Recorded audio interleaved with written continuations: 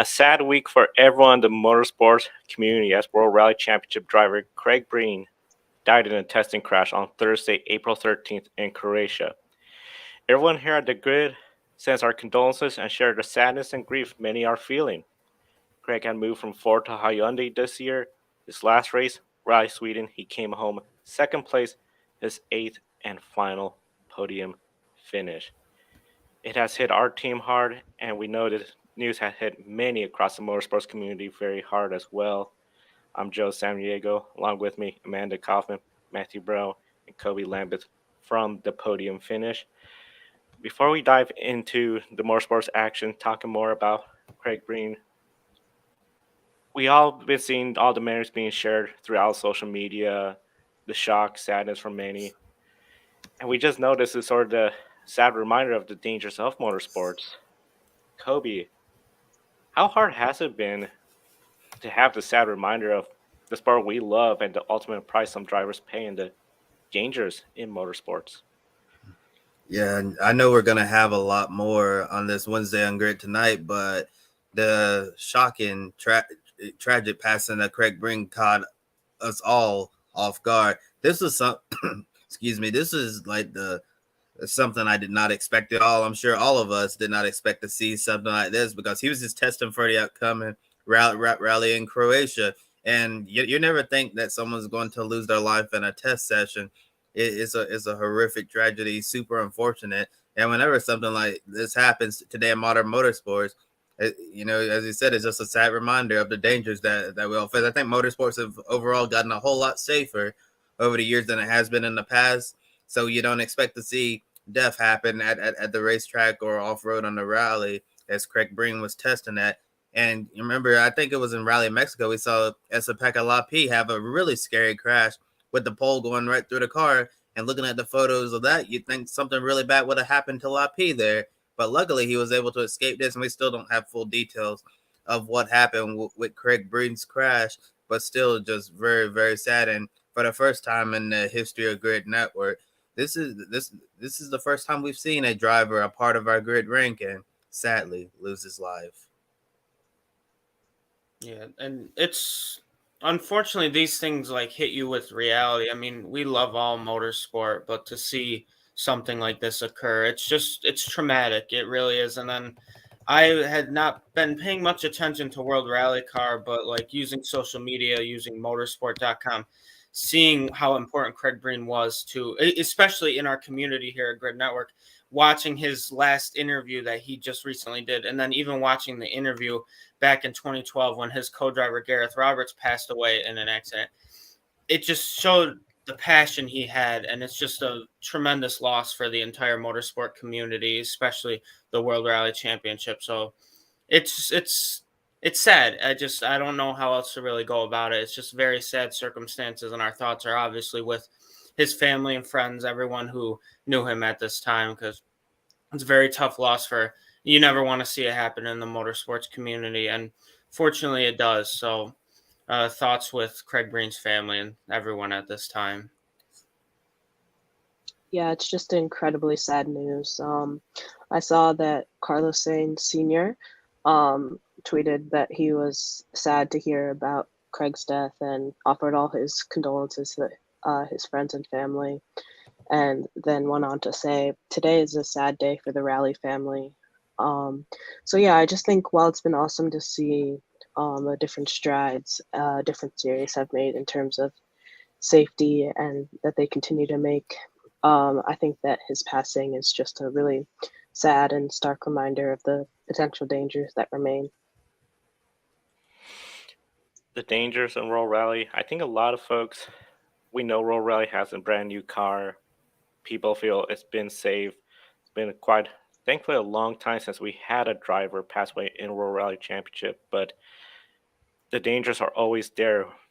Every motorsport series looking for ways to improve the safety of the competitors, the spectators. Just a sad reminder that we still, no matter how much safety progress we've made, we still always have a lot more to do. And I just think it's been really hard seeing all the tributes, especially across motorsports disciplines, Formula One, everywhere. all the tributes for Craig Breen and everything he did. And as Matthew mentioned, his last interview after he got second place at Rally Sweden, now it just does get emotional watching that and just knowing that this was the last time we got to see him race, and his unfortunate comeback is over. And I think a lot of folks were hoping to see him run full time again. Our condolences to Craig Breen, his family, friends, everyone involved. And of course, definitely encourage everyone in the chat room, if you want to share your favorite Craig Breen memory, more than welcome to do so. As Kobe said, on Grid tonight, we'll have full discussion of Craig Breen tribute, everything full report on Grid tonight. It just makes it really hard to feel like we're going to be moving into covering motorsports for another race weekend, but we know this is, for many in the motorsport community, a part of the healing process to go to the next race, because we always say the driver would have wanted us to keep racing because that's what we all enjoy doing. And we're going to start off with our first race, NASCAR Cup Series, Martinsville Speedway, the NOCO 400 qualifying much later tonight, 5:20 p.m. compared to the 3 p.m. Eastern time we're seeing for tomorrow's race. The forecast is looking better. We saw yesterday's truck race, Bevo rain shortening event. We're going to have a full recap on Grid Encore on Monday. But NASCAR has the wet tires just in case. So we'll see what happened. But I think the big story we got to talk about, Chase Elliott, he is back for the first time since injuring his leg in a snowboarding incident. He does have a relief driver on standby just in case. And Chase did get the medical waiver. So he is still playoff eligible. I think a lot of people were not surprised to see he get the waiver. But Amanda, how challenging will it be for Chase Elliott to complete all 400 laps at Martinsville? Well, I think it's going to be incredibly challenging. Chase himself said, "I'd be lying if I said it wasn't going to be tough. He said, it's going to be tough." But he also went on to say that he had a really good week in the gym and ran a lot of laps in the simulator to the point where he felt like he was at least in a comfortable position. I think that he wouldn't have made the decision to come back if he was uncomfortable or thought that he wasn't capable of finishing the race. But I think that he is definitely going to struggle a little bit. But I'm excited to see him back, and hopefully he continues to heal, and we can see him really get back into racing after this weekend. Yeah, definitely. It's really very exciting to see him back. I mean, this has been NASCAR's most popular driver for quite a while now, it seems. But to answer your question, Joe, yes, it's going to be incredibly difficult. Martinsville's one of those tracks where you really gotta use both feet. Left on the brake, left on the clutch, right on the accelerator. I almost said throttle, but same thing. But it's going to be difficult, especially working through that. So I was actually quite surprised to see this. I really thought it, as like from a fan perspective, Josh Berry being able to do that short track racing, I think a lot of the people in the motorsports community were excited to see. But I think we're even more excited to see that somebody come off an injury like Chase Elliott, somebody who made his NASCAR Cup Series debut here back in March of, I believe, 2015. I believe it was March 29th to be exact. But it's exciting. He's going to have a very difficult time. I'm not sure if we will see Berry, though, in action, though. I think Chase Elliott will be able to tough it out. It just seems like this recovery period has gone by. It's gone by so quickly, it feels like.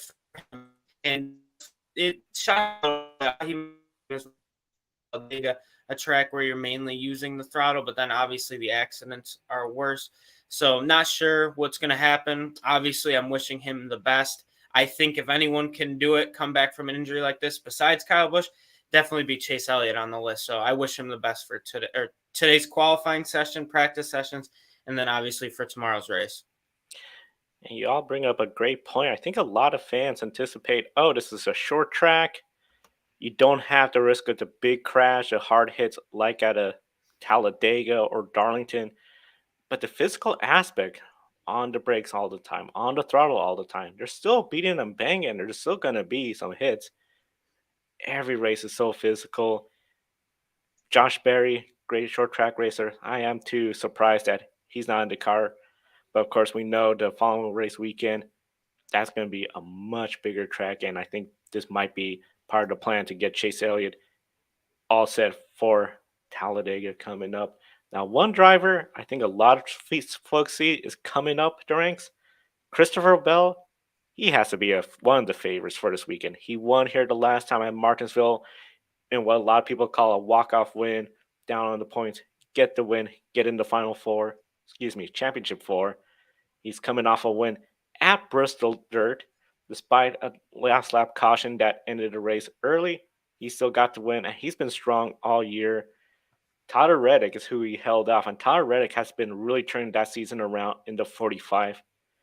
Matthew, do you anticipate Bell versus Reddick to be the top two Toyotas and potentially the two contending for the win? I think from what we've seen so far this season, that question's absolutely yes. At the same time, because obviously Christopher Bell, it seems like in the Toyota camp, is becoming in a league of his own. He's won the last 4 races for Joe Gibbs Racing. He's won the majority of the races for Toyota. I know Denny Hamlin's great here. Martin Truex Jr., I feel, is very severely underrated here, despite how good he is here. And then Ty Gibbs is quietly doing really well for them. So I think it's going to be a Bell battle versus Tyler Reddick battle. I think it's funny, though, because if you look at the top 16 in the driver standings, 2 of the drivers with the least amount of experience besides Austin Cindric, who's only raced here twice, are Christopher Bell and Tyler Reddick. So Bell obviously has a win, but Reddick has a 19.8 average finish with a 62.7 driver rating, which is very low here. So Tyler Reddick might not have that much luck. But I would argue, though, that in terms of Joe Gibbs Racing in 2311, those 2 drivers that we have mentioned are the best. However, I'd argue that Bubba Wallace might shock people in terms of Toyota camp. And I'm going to go back to the Truck Series. I know there might be a little bit of a reach here. But at Martinsville and Toyota for Bubba Wallace, he won 2 races, finished second, and his worst finish in a Toyota is 5th in the Truck Series. I think a race to turn around your confidence could be here at Martinsville, where he's had some of his best finishes. I think that can get it done. However, I think that momentum for that 2311 team is clearly with the 45 car and Tyler Reddick. So I think it's going to be a fun race between Bell and Reddick. Bell makes it so difficult every week for pick a winner because I want to pick him because of how consistent he is. But then there's other things that make me worry too. But I'm going to say yes to answer your question, though. I anticipate these 2 being the top Toyotas. But I think the whole Toyota field might finish in the top 15. Yeah, I'd have to agree. In terms of seeing Bell and Reddick, top 2, definitely the favorites. But like Matthew said, I think we shouldn't be counting out serious contenders like Martin Truex Jr., who kind of quietly slips under the radar at times, but obviously has had success in the past here. And then also Denny Hamlin has had a fair amount of bad luck this season, and some mistakes, I guess, that have led to worse results than usual than we're used to seeing from him. But along the same lines, Bubba Wallace, yeah, I think that seeing the success of his teammate and himself suffering a few instances of bad luck or mistakes that have put him out, I think that he's definitely hungry for a comeback and ready to turn his season around. So yeah, I think it's a little bit of a toss-up, but I would definitely have to agree that Bell and Reddick are top 2 in contention for the win here. Bell and Reddick, they do seem like the top 2 for contention. I think that would be a lot of fun to see these 2 Toyota drivers duel for the win. If this could be something, I think this could have a lot of great potential if this became a season-long battle between those two Toyota drivers, 2 different teams. I think it's something that will get a lot of fans excited. Comment from the chat room from Robbie. I'm a little late, but I heard just in time for the pinnacle of motorsports, NASCAR. Definitely encourage everyone to share their opinions, of course, of what's their favorite motorsport series. Definitely encourage everyone to comment in the chat room, and of course, share your questions and opinions with us. We'll love to share it on the air. Now, speaking about the pinnacle, some people call this the pinnacle move of 2022, and some people absolutely don't like the move, the Hail Melon move. We've seen it in the promos leading up to this race weekend. NASCAR has banned the move. So Ross Chastain, he can't do that. Nobody can do that anymore. And Ross Chastain, when he did that, he was running. He needed 2 more spots, we know, past 6 cars to get ahead of Denny Hamlin and into the Final Four, Championship Four. Just getting over March Madness, I know, still working on that, but Championship Four, second place to Joey Logano last year. But overall, when it comes to Ross Chastain in Martinsville, Amanda, do you feel he is going to be a factor in the race? Yeah, I mean the Hail Melon was legendary, and it'll go down as in history as one of the best, greatest moves we ever saw in Nashville, in NASCAR, pulled off at Martinsville, and I think that Ross Chastain is still going to be a factor, even without the move. I think that he has the potential to be running close to the top and has shown good pace. So yeah, I think that nothing will ever be as legendary as that, but I think that Ross Chastain still has the potential to do really well here this weekend. Yeah, and honestly, Ross Chastain is a factor at every single racetrack in any single car you bring him to lately. I know Trey Ryan, a statistician I use a lot, is growing his social media. It's awesome to see him grow from 200 followers. Now he's up into like the 12 or 1300. So I always appreciate him letting me use his stats. Ross Chastain's been in the top 15 in points, I believe, the last 40 race weekends, which is almost like quadruple everyone else. So yes, Ross Chastain is a factor here. I would still argue to this day the Hail Melon might be the greatest thing to ever happen to NASCAR because of what happened. And then Robbie Adams, it was epic once. I loved when I tuned in to see that happen, but NASCAR made the right call in making a rule against it. I agree. Also, Robbie Adams is one of our Buy Me a Coffee people, so thank you once again, Robbie. That was perfect timing right there. Whoever did that, he's Adam Stevens, by the way. But yeah, so absolutely, he's a factor any day of the week, any given Sunday is what some other sports fans would say. Even though his stats here aren't too wonderful, I mean, he only has 8 races here, so he's not as experienced as others might say. 2 top 5s, only 2 top 10s as well. Average finish of 21.8 with the 55.7 driver rating for Ross Chastain here. However, when he's joined Trackhouse Racing, I think Ross Chastain can really get it done whenever. And even though I agree with the move being banned was the right thing, it needed to happen. NASCAR needed to have it happen. The attention drawn to this sport is something that was very beneficial to it. And thank you, Ross Chastain. I wonder if he ever gets annoyed of it, though, knowing that he's very talented, one of the best in the field, but people will always associate him with, I guess, making history with that move. But yeah, to answer your question, Ross Chastain will definitely be a factor in today's race, like he is, it seems like, all 36 races of the year. A factor in the race. I think a lot of folks, just because we know the history between Ross Chastain, Denny Hamlin, those two get close to each other, even though they said they're all good after Phoenix. I think there's still going to be a lot of people watching if those two get close to each other. And it just seems Ross Chastain, he is very aggressive. He's going to be contending week in and week out. If the car's not good, I think he does have a little bit of a habit of pushing it a little too far. But still, I think he has to be one of the factors in the race. Maybe not the exact favorite, but a factor. Now, Matthew, I know originally we started our own hypothetical NASCAR 75 greatest drivers. NASCAR, they started their revelation of their 75 greatest.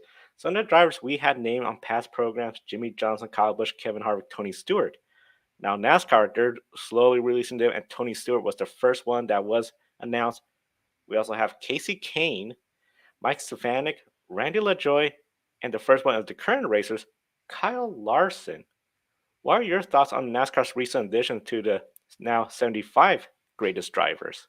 And first off, I want to say I absolutely love what NASCAR is doing here, the 75. I'd love to see if Grid Network we get maybe a Mount Rushmore together, not all 75, but maybe like a top 4 or 5. Be pretty awesome. But I'm absolutely loving this list so far and who they're joining. I think a lot of these guys might be on my Mount Rushmore to say, but like Tony Stewart, one of the best ever do it. Casey Kane was very underrated, I felt, early in his career before, I believe, the Car of Tomorrow, and then obviously with his tenure in Red Bull Racing. and then Hendrick Motorsports. Casey Kane was really that guy on the field. I think his best season had 6 wins. And then Mike Stefanik and then Randy LaJoy. I loved on Stacking Pennies when Corey LaJoy, Randy's son, gave him his little introductory thing. That was pretty awesome to see. And then Kyle Larson, obviously, over the course of like even the last 3 years, obviously what happened with him and then being able to come back and just be that guy in NASCAR, that guy in motorsport, wherever. Like Kyle Larson's that guy who can seemingly win in any discipline, no matter what type of car he's in, no matter what type of surface he is on. I think Kyle Larson can get it done. I think these are great additions. I don't think NASCAR obviously has a set order of what they're doing it in, because if you look at the field in terms of history, even if you have like, say, there's a couple guys on this list that only have like maybe 2 or 3 wins in their entire NASCAR Top 3 Series career. So that's when they have to start figuring out, like, if you win what Kyle Larson did, 10 wins in a season back in 2021. Some people don't even have that in their entire careers, and he did that in a season. Then if you count the exhibition races, he had 11, I believe. But that Kyle Larson's great. I think we're going to absolutely start seeing the majority of this list filled out by active drivers. I think the talent pool we have currently is just tremendous. It really is. So I mean, you got to expect Logano, Keselowski, Kyle Busch, like we mentioned, Harvick, guys like that. I think we might see some prize ones. I think Carl Edwards should be on this list, definitely. And I don't know how they're going to do it, like in terms of what they're saying. I would like to see if they did some of the active, threw it back for the rest of the list they announced to be drivers who are not currently active anymore, just to kind of throw a loop in it. Because obviously, like Jimmy Johnson, too, has not been announced on this list, and he should be. I would 100% guarantee it right now. Jimmy Johnson would be on this list. But to answer your question in a shorter form of an answer instead of my usual longer form, yes, I'm liking this recent additions, and I want to know how you feel about it too. If you're enjoying how they're doing it so far. So far, I'm enjoying it. I feel like it's slowly building up anticipation. I know during NASCAR 50th, not a whole lot of people had access to the internet, and the internet, much different animal compared to what it was now. So I think this is really great to try to build up some excitement throughout the 75th season. And as we're going to add only 25 more drivers. We already got 5 names added in. Which one gets in? Because what I really like with the NASCAR 50, greatest 50 drivers during 1998, you had drivers from the NASCAR Modified Series, the Busch Grand National Series, now the Xfinity Series on that list. So it wasn't just all Cup Series drivers. And then some of the Cup Series drivers, I know when I saw people talk about, well, Casey Kane, he only has this many number of wins. So too did Harry Gant, who we all know as Mr. September, the oldest driver. So I think it's really great because we're recognizing drivers that contributed to NASCAR. Maybe not so much on the speedway, but definitely when it came to engaging fans, bringing fans. We know Casey Kane had a huge fan following when he was in the Cup Series. Randy LaJoy, his championships in the Grand National Xfinity Series as well. And Mike Stefanik, definitely, I think it's really good to see them all on that list. A couple comments in the chat room in regards to this from Robbie Adams. Dale Earnhardt is considered one of the top 3 NASCAR drivers ever. He didn't have the most wins. He didn't have the most top 5, but he was fun to watch. Chastain fits that sort of bill of being a pretty fun dude to watch week in and week out. Adam saw LaJoy and Mike Stefanik compete many years ago at New Hampshire Motor Speedway, of course, the Northeast.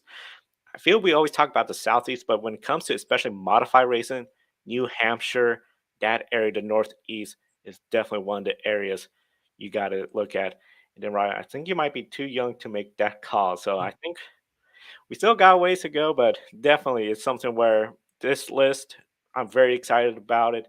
And then going to be really excited to see who else gets on the list, and especially other disciplines. One driver I know we've heard Ben Schneider talk about, and I think he should be on that list too. You got to consider Matt Crafton and the Truck Series and everything he has done. So definitely very exciting to see that list build up. Speaking of build up, this is going to be the second week of the grid ranking, and the top 10 entering the grid ranking right here on display. We have quite a good number of races, 15 racers this weekend racing. NASCAR, MotoGP, and IndyCar going at it. Max Verstappen has been leading the grid ranking since the first week. However, that could be challenged as we'll get into a little bit later. 5 drivers in the top 10 are racing, so a lot could change. And one of the big things to watch for, Christopher Bell, he moved up to 11th last week after his win at Bristol. He could potentially get in the top 10, being the first NASCAR driver in the top 10 this year.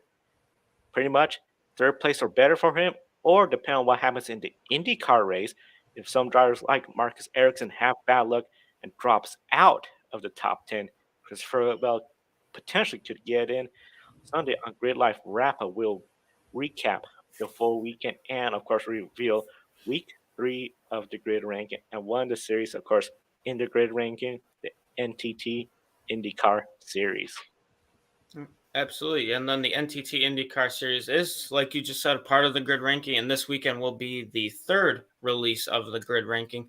We could see a leader change, though, if Pato O'Ward wins this race. And depending on where he qualifies, maybe a second place finish could get him ahead of the Red Bull and Max Verstappen in Formula One. Pato was the fastest in practice 1 on Friday morning and the only Chevrolet in the top 6 in a sport that only has 2 different manufacturers. So very interesting to see. Alexander Rossi, his teammate, was in 7th, and Callum Ilott was 8th. Today, Pato O'Ward, let me check our results. They're actually going right on right now. There's been a couple red flags due to incidences. Pato O'Ward is currently sitting in 9th place after completing 16 laps, so still in the top 10. One of those red flags was Callum Ilott found himself in the tire barrier in turn 5 to bring out the red flag. Not too long after, VK also hit the barriers. I believe it was the same spot. So just like that, there's been a couple incidents already in practice too. Colton Herta is actually on top of the charts with Kyle Kirkwood in the number 27, and then Felix Rovenquist 3rd, Scott McLaughlin 4th, and Will Power rounds out the top 5 currently in practice. There's still a little bit time to go. I believe 15 minutes at time. So let's see here. Pato O'Ward has only one top 10 finish here, though. He finished 5th last season. He has 2 second place finishes. Both could have easily been wins, I feel like. So I'm going to start with you, Amanda. Is Pato O'Ward an early favorite for the Acura Grand Prix of Long Beach? Absolutely. Yeah, I feel like Long Beach can be a difficult track to make passes at, but Pato managed to finish top 5 last year in last year's race after starting outside the top 10. And in the last 2 races, he's definitely shown dominant pace, like you said, always ending up front, often leading the race, and then unfortunately ending up second both times. But I mean, he leads the championship as it stands, and I think that puts him in a good position, a healthy position to take a few more risks maybe than some other drivers, having already banked a solid amount of points. So I think that Pato's definitely an early favorite, and definitely someone who I wouldn't be surprised if was able to finally get his first win of the season this week. Yeah, I certainly think Pato O'Ward could definitely be a major threat for the win this weekend at Long Beach. Yesterday in practice, he was the fastest. Aaron McLaren's IndyCar program is looking really, really good right now, and I think the rest of the competition have to be really scared of what Pato O'Ward, Felix Rosenqvist, and Alexander Rossi will be able to do. Pato's on fire to start off 2023, second place finish at St. Pete. If it wasn't for the car cutting out there, he would have gotten the victory. And before he ended up losing to Joseph Newgarden at Texas, Pato O'Ward almost lapped the entire field. It was such a truly dominating effort. It's a shame he had to lose that one too. And I think heading into Long Beach, it won't be a third consecutive second place finish. I think that he'll certainly be in contention to get that win, and he's definitely looking like the championship threat after just 2 races so far in 2023. And my favorite thing, about live timing is what I just said less than 2 minutes ago is now completely incorrect. Pato O'Ward now has the fastest time in practice number 2, and Roman Grosjean actually jumped his way up to 6 with Will Power up there as well. So I don't know if your opinions change at all about that, but Pato O'Ward just jumped from 9th to 1st while we were talking about that. So I find that a little funny. I just want to, for the live updates with the viewers, just make sure we're accurate on that statement. And then this is about practice too, however. Qualifying is later today at 3 p.m. Eastern for the NTT INDYCAR Series Acura Grand Prix of Long Beach. Since 2015, the winner has come from the first 2 rows 6 times. So it clearly shows if you're starting up near the front, it's very beneficial to you. The one exception, however, was in recent memory, actually in 2021, when Colton Herta, who is in the top 3 currently in practice number 2, came from 14th to win the season finale at Long Beach. Colton Herta, he is currently 11th in the point standings after a 20th place finish at St. Pete. He did bounce back, however, with a 7th place finish at Texas Motor Speedway, but last year in this race, he finished 23rd after getting into the wall. Last year, Herta had 9 finishes outside the top 10, actually, and 2 of them outside the top 20. Some of those notable finishes: Long Beach, he was 23rd. The IMS second road course was 24th. He's 15th at Mid-Ohio, and he was 11th at Laguna Seca. So I'm going to throw this one to you this time, Kobe. Does Colton need to focus more on finishing the race and not getting caught up in trouble and up against the wall? How do you think he should go about approaching the rest of this season and even tomorrow? I don't think anyone has ever doubted Colton Herta's talent, his ability to get the job done behind the wheel. I think the biggest knock that you can say on Colton Herta right now, no pun intended, against the wall there, but the biggest issue is that he's been very inconsistent. You know, some races he'll look like that driver that people are like he should be the next American to be in Formula One, joining Logan Sargent.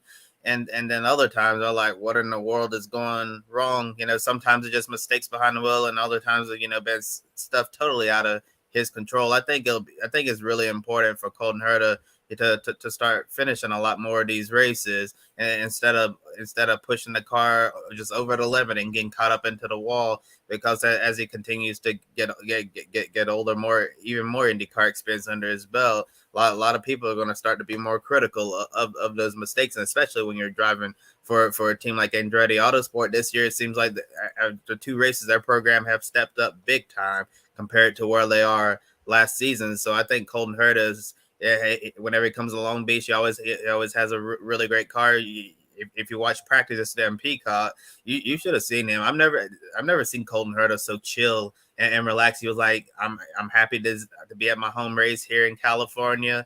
You know, all my family and friends are here. They're gonna just leave me alone and let me do my thing, and I'll see them at the end of the event. I think the IndyCar competition should be concerned, because when Colton Herta is that relaxed, nonchalant, not worried about anything, you know he's gonna go out there and be ready to attack. Yeah, I have to agree. Herta was definitely the favorite to win this race last year, with a lot of people assuming that he would almost run away with the race from the start. And he sort of did manage to pull a slight gap to the field, but Joseph Newgarden was able to hang on pretty well. But it's no secret he's won here before. Like Kobe said, it's his home race. He's a hometown favorite, so he'll be eager to do well.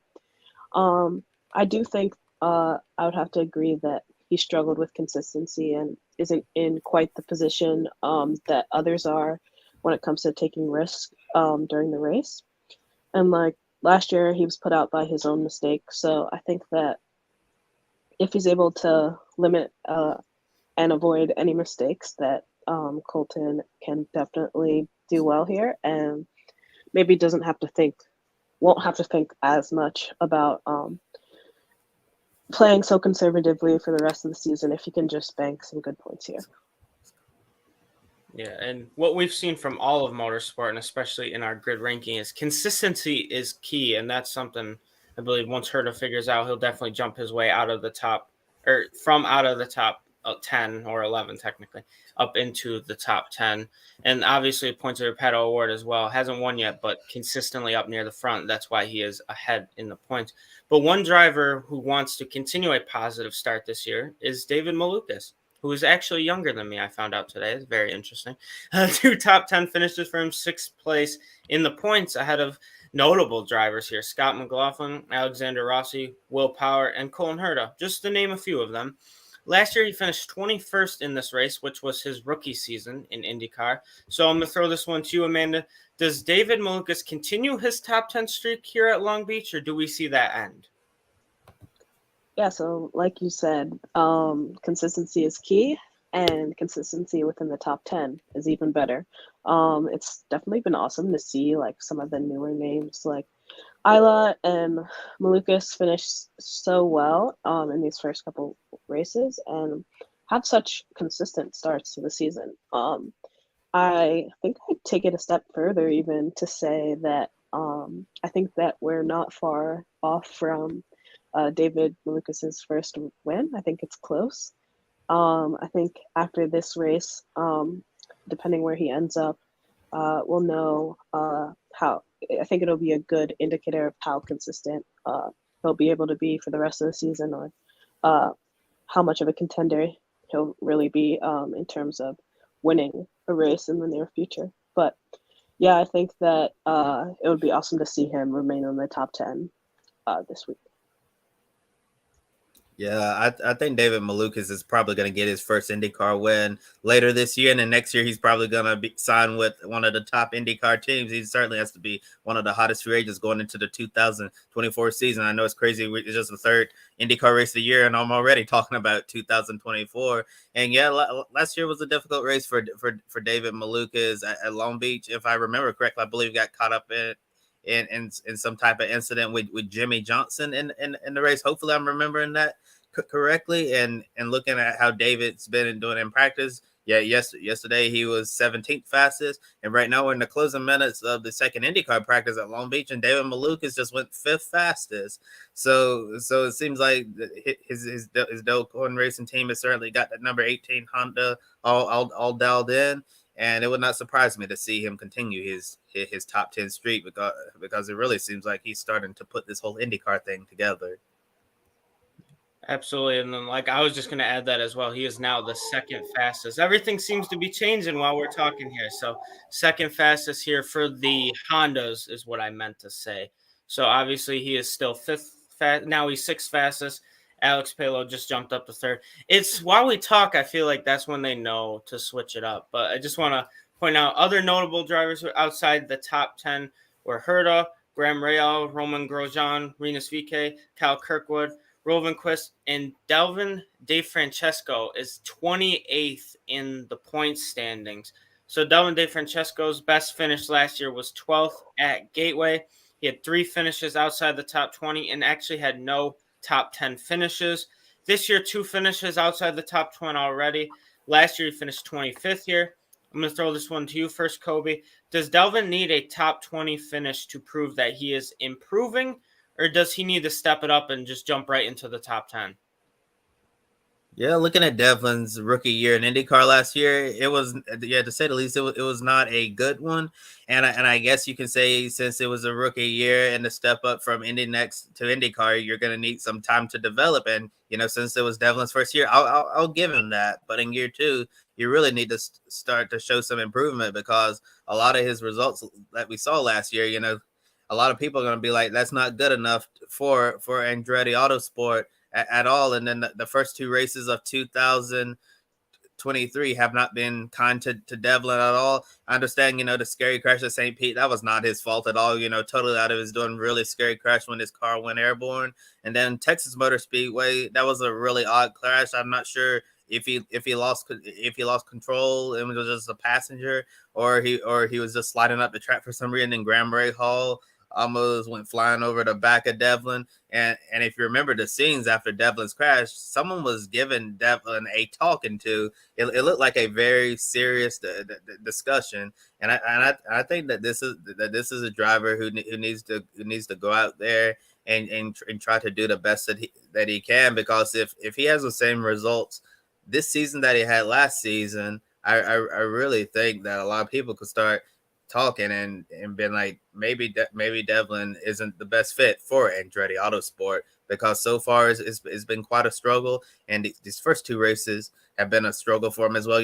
One not of his doing, really not of his doing, but he's really going to have to start showing some results, finishing in the top 15 and even trying to get into the top 10. Ben so far down in the points right now, his certainly doesn't bode well for confidence. Yeah, I'd have to agree that Devlin's definitely had a pretty rough start to the season. And I think that for him, the focus is probably on finishing these next few races and being able to bank points that way.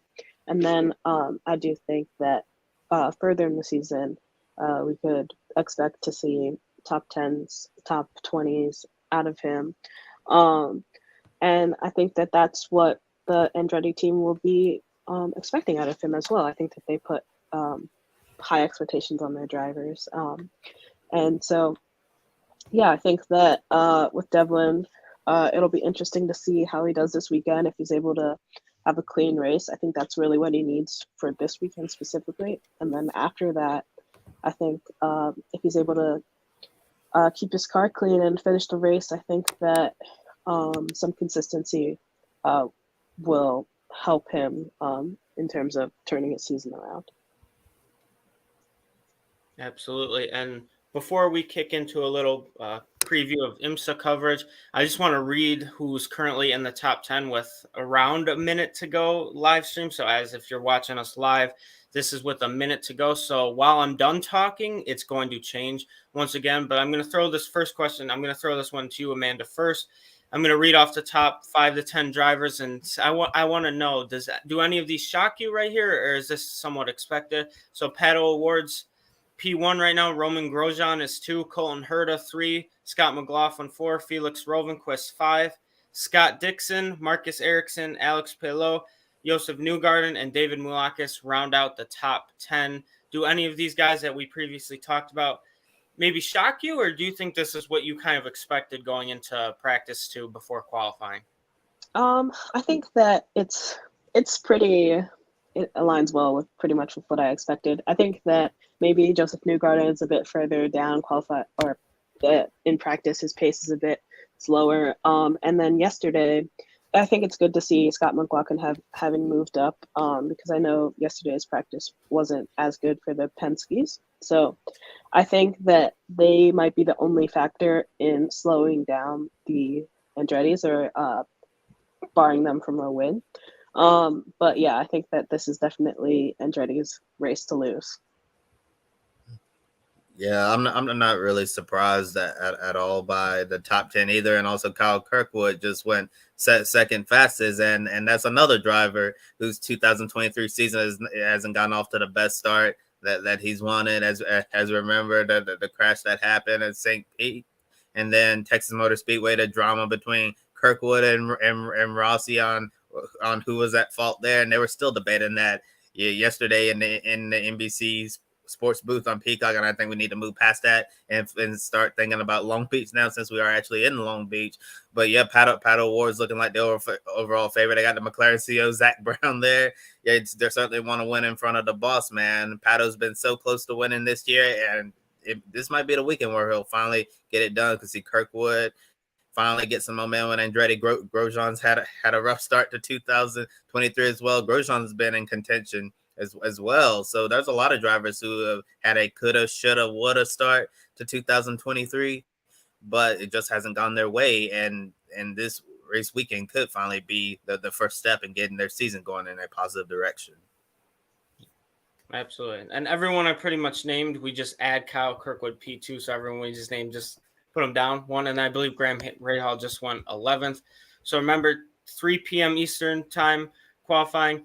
Tomorrow's race, make sure you tune in to the NTT INDYCAR Series at Long Beach. We're going to bring back Joe here to discuss a little bit of, I believe, EPI and some IMSA racing as well.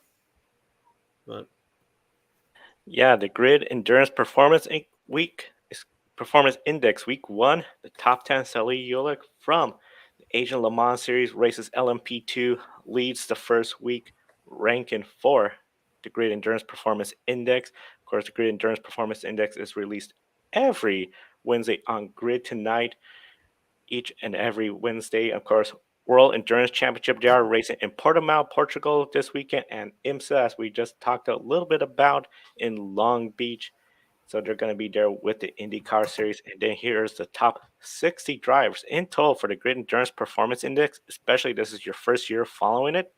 147 races remaining this year. So it's going to be a very busy season. Over 200 drivers are being scored in this. And of course, we still have some major events, including the 24 Hours of Le Mans coming up. Be sure to subscribe to the Grid Network as we talk more about the Endurance Performance Index every Wednesday on Grid Tonight, hosted by Joshua Burst, Matthew White, and Kobe Lambeth from the Podium Finish. And Kobe, now it's time to discuss some MotoGP action.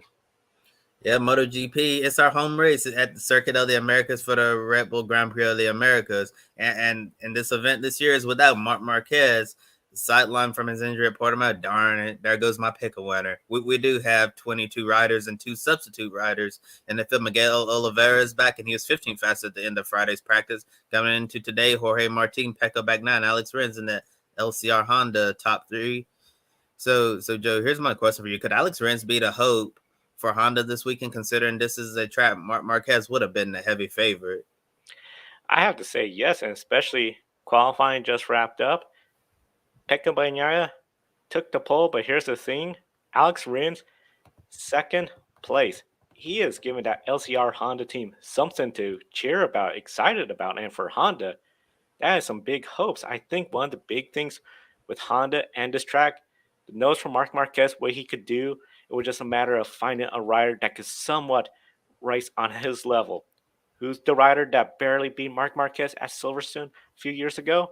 That was Alex Rins. I think Alex Rins, this is a good opportunity for him to get 100% comfortable with that bike on a track he's very familiar with, try to contend for the win. The big drawbacks I think he's going to have to face, though, is all the Ducati riders up there. He is surrounded by 4 Ducati riders out of the top 5. So he's the lone non-Ducati, the lone Honda. He is Honda's hope. I think he could get it done. The big thing is the track layout. That backstretch, I think, could be his weakness, but Ducati's strength. Yeah, for sure. And we also have a sprint race later today at COTA. And a couple of years ago, riders were complaining about the track surface with all of the bumps, and we even saw it in Formula One as well. The drivers were complaining about the bumps, but since then we've seen parts of COTA repaved. But do you think like the track surface could be a concern entering the sprint race? I don't see it too much of a concern, particularly in the areas they repaved it. Those have some serious bumps. For MotoGP, they need to get those fixed, and thankfully COTA did. The other track sections, though, it's going to be really interesting to see how it goes, and especially with the sprint race, where we've been seeing the sprint races have been very much action-packed because you only have half the points. The top 9 riders score points. So everyone's really trying their hardest to get those points because they're going to mean the difference between the championship and potentially your job in MotoGP on where you stack up with everybody else. I think the safety concerns are always there as each and every race weekend. What we had a few years ago at Texas with the bumps there, I think we don't have it that serious a concern. But I do know for fans, especially the ones that are more critical of the sprint race, they're not a huge fan of this. They just prefer not to see the sprint races. But if it was just a Grand Prix, I don't think it would be too much of an issue, the track surface and the concerns about the rider's safety. Yeah, for sure. Hopefully all of the riders make it through today's sprint race without suffering yet another injury. And as you mentioned, Joe, the rider who's starting on the pole, Pecco Bagnaia, he's done 3 races here. With 1 podium, 3rd place in 2021. Last year was 5th and 9th place back in 2019. Marco Bezzecchi retired last year in his very first COTA start. He got into Q2 today after being in Q1 earlier. Does Marco have what it takes to leave at the points lead over Pecco this weekend? This is going to be his biggest test to prove he has what it takes to bring this championship out to Pecco Bagnaia. Already, I think he's showing improvement. He was in Q1, as you mentioned, got into Q2, and then he qualified 5th. So already, he's on the second row because in MotoGP, you have 3 riders on each row.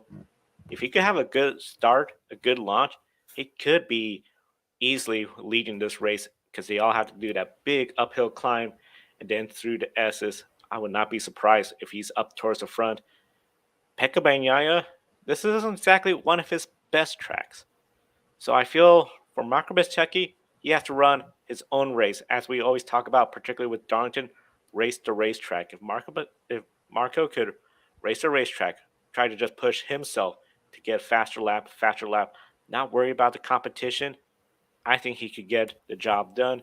The sprint race, of course, half the points, the big focus could be the Grand Prix. So I'm going to be really interested to see, just like the last time with Brad Binder went all the way, all out on the sprint race.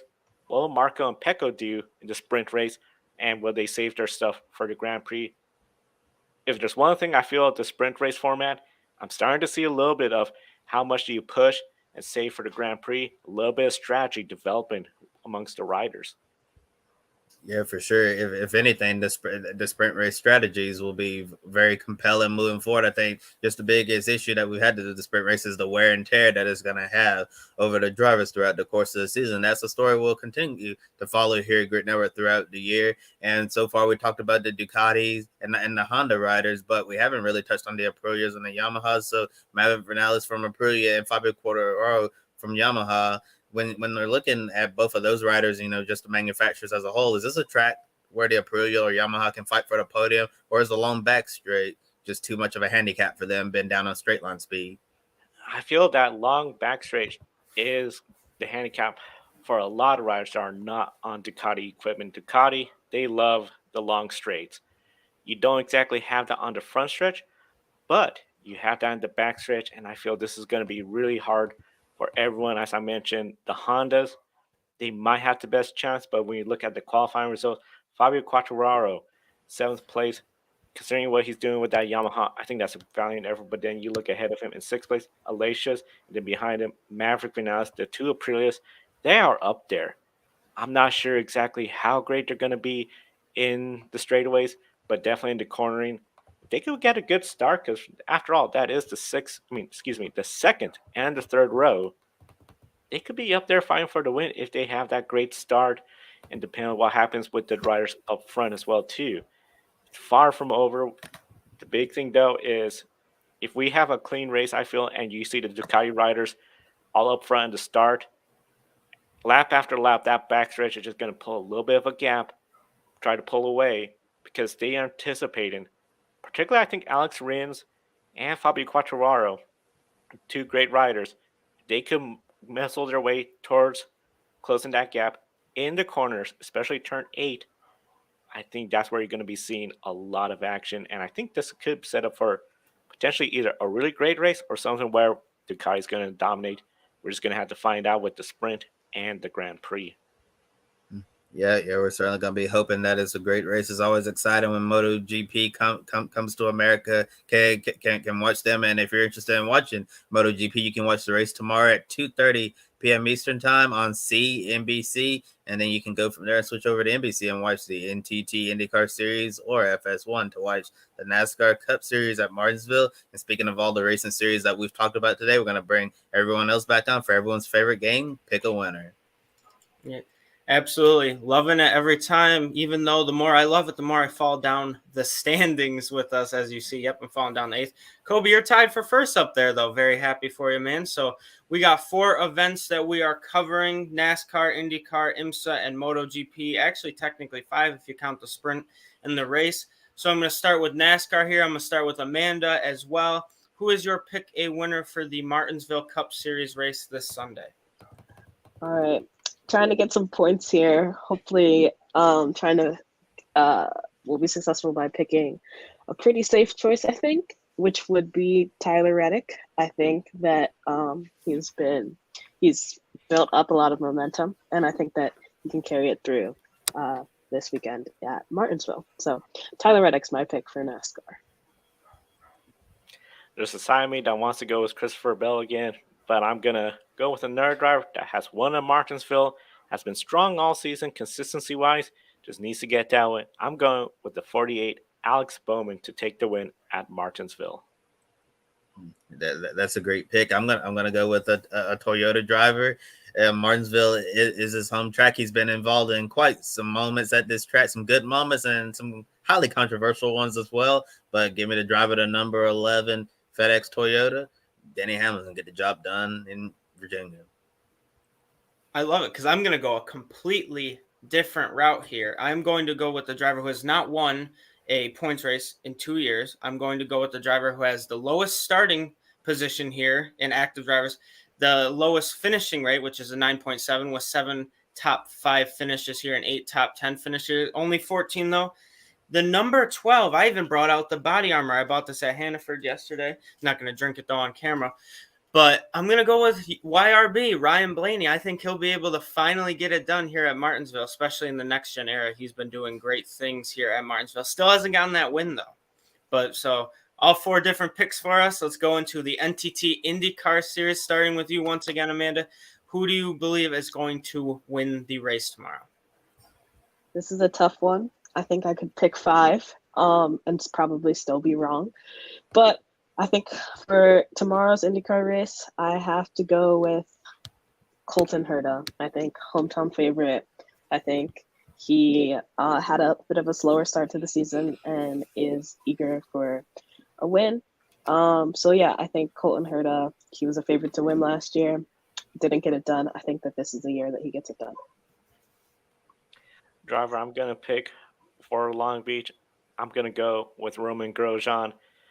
He wants to get this season going on a much better direction.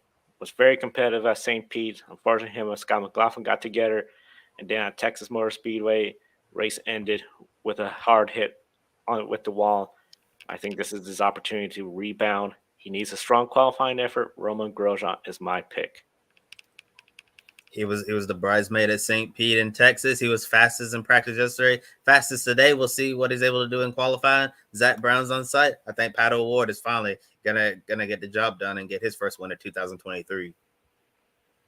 I'm going to break our little train here, though. I know we've all had different picks, but I am going to be on Kobe's side here. I got to go with Pato O'Ward as well to finally get it done. I know he's been up in the points lead, but I think this will be the time where maybe we see a new grid ranking leader. So I'm going to go with Pato O'Ward as well. The next race we're covering, the IMSA race. I'm going to throw this one to you first, Joe. Who do you think is going to get it done? What team?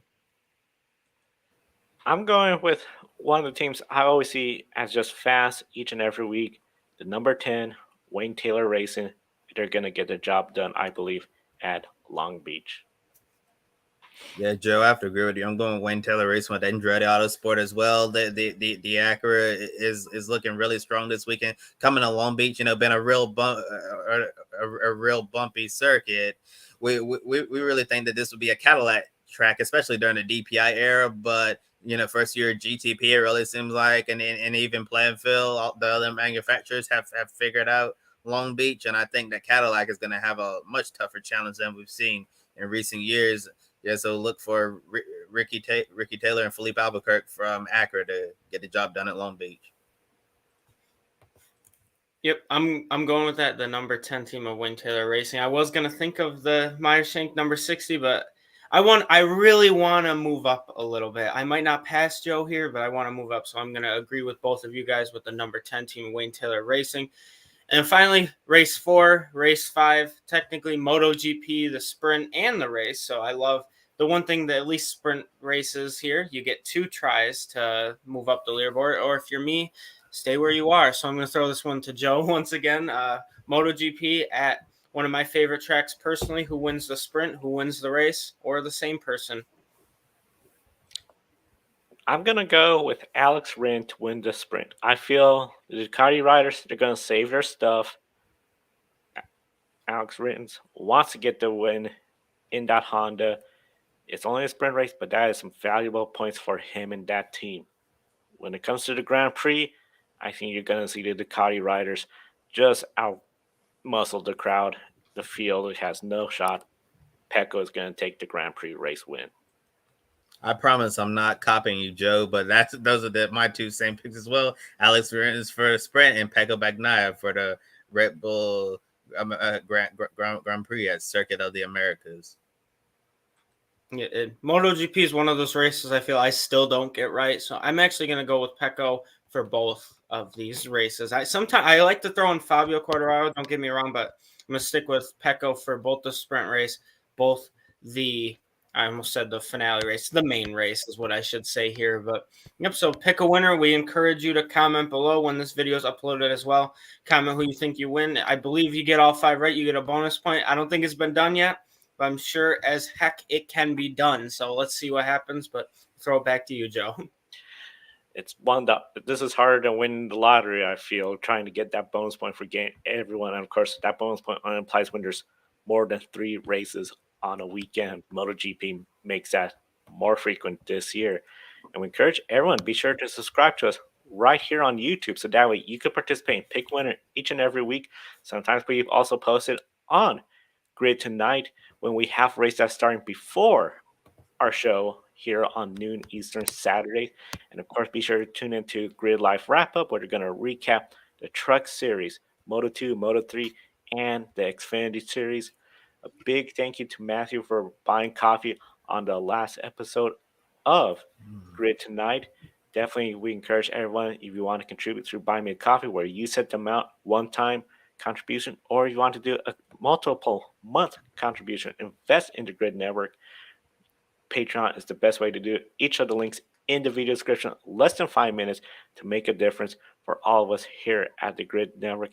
And of course, tomorrow we'll be back on the air with Grid Live Wrap Up, then Grid Encore, and then Kobe. Everyone will be on the air for Grid Tonight. And then Friday, the Women in Motorsports. We just uploaded that show earlier yesterday. And of course, we'll do it all over again right here next Saturday for a busy weekend of racing. For Amanda, Matthew, and Kobe, I'm Joe. Thank you for watching today's program. We'll see you next time, and enjoy the races.